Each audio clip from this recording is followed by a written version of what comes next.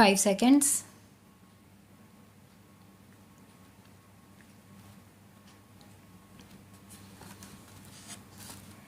Provision of efficient and world-class infrastructure is critical for our growth aspirations. A key issue that bears repetition is the imposition of appropriate user charges necessary to provide adequate returns on investment. Some success has been achieved in areas such as telecom, roads, and ports, where appropriate user charges exist. With the tariff rationalization and other bold measures introduced by my colleague, the Minister of Railways, we can expect the railways to serve well the key transportation needs of the country in the years to come. Other areas such as power, urban infrastructure, other transportation, and the like continue to experience great difficulty because of the lack of appropriate user charges. Restoration of financial viability in the power sector remains crucial. The average rate of return for all SEBs is about -40%, and their combined losses continue to increase. Hence, this is one of the foremost challenges not only in the power sector but also for the physical health of the state governments and the overall performance of the economy. In recognition of these severe problems, the Prime Minister held a meeting with state chief ministers on March 3, 2001, while broadly agreeing with the desirability of power sector reforms to achieve commercial viability of state electricity boards. The conference placed special emphasis on distribution reforms and elimination of theft of electricity. Subsequently, the high-level empowered group of chief ministers and union ministers has agreed to a one-time settlement scheme in regard to SEB overdues to the central public sector utilities through securitization and issue of tax-free bonds by the respective state governments, subject to the achievement of specified performance milestones and full payment of current dues in the future. I would urge upon the states to come forward and implement the scheme speedily.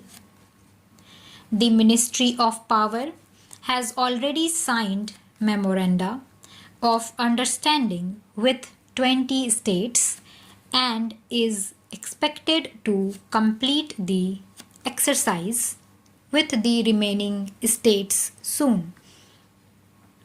To redouble our effort in this direction, APDP is being redesigned as the Accelerated Power Development and Reform Program with an enhanced plan allocation of Rs 3,500 crore for 2002-03, up from Rs 1,500 crores this year. Access of the states to the fund will be on the basis of agreed reform programs in the future. I am glad to inform the House that the Prime Minister's National Highway Development Program, launched 3 years ago, is progressing well.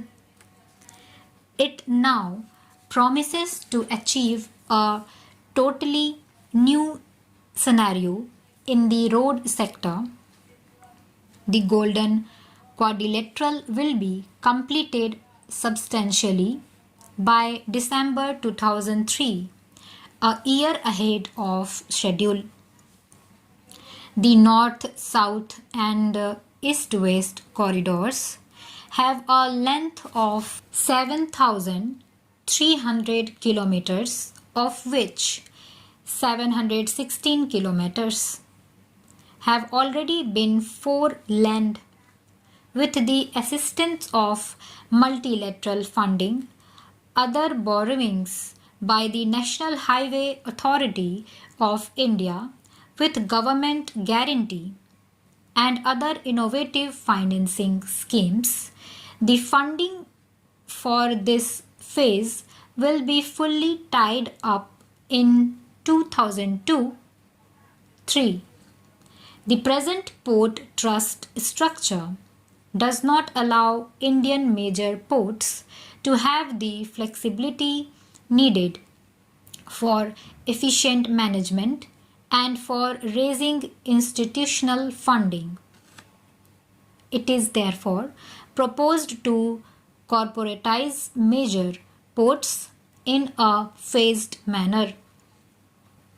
Private sector investments have been facilitated and 17 projects worth more than rupees 4,500 crore have already been approved, and another 8 projects worth more than rupees 3,200 crore are under consideration. With corporatization of the existing ports and new private sector ports coming up, the regulatory structure will be strengthened. The government has already announced its decision to upgrade the international airports at Delhi, Mumbai, Chennai, and Kolkata to the standards of world-class airports by inducting private sector management and investment through long-term leasing systems. Modalities for inviting offers have been finalized, and the leasing process will be completed in 2002-3. Private sector participation in greenfield airports will be encouraged through a package of concessions, availability of land and related infrastructure from the state governments, exemption from levy of inland air travel tax and foreign travel tax on departing passengers for projects located in states that charge sales tax on aviation fuel at central sales tax rate, charging of advance development fee by way of additional passenger service fee at the existing airports for help in financing of the greenfield airport, and levy of user development fee at the new airport authority of India. The proposed new airports in Bangalore and Hyderabad will benefit from these concessions. The 2001 census shows that the urban population in India is now about 285 million, greater than the total population of the United States. The number of cities with more than 1 million population has increased from 23 in 1991 to 35 in 2001.